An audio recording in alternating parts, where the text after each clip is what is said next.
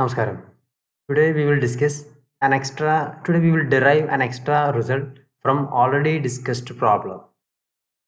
This is the solution of last homework from convolution theorem of Fourier transform. Find the Fourier transform of f of x is equal to 1 minus mod x whenever mod x is less than 1, 0 otherwise. Hence, we have to evaluate integral 0 to infinity sin square t by t square dt. We have already discussed this part. We have already discussed this part of the problem in problem number 1 in lecture 8. Okay.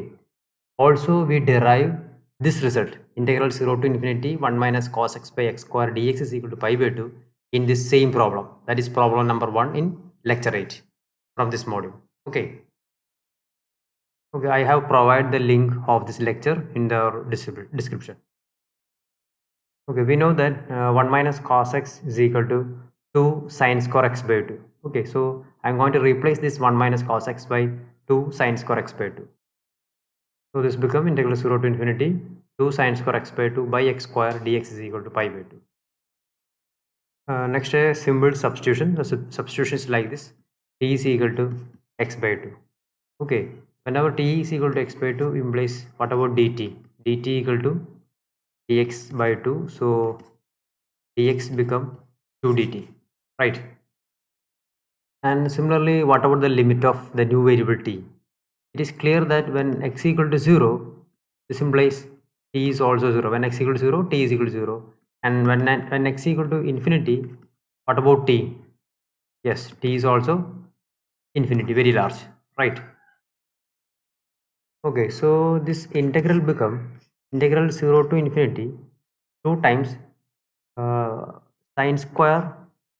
What about x by 2? X by 2 is t sin square t by what about x? X is x equal to 2t, right?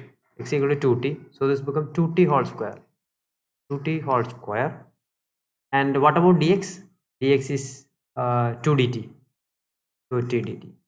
So you can cancel 1, 2 because this is 2 square. So you can cancel 1, 2.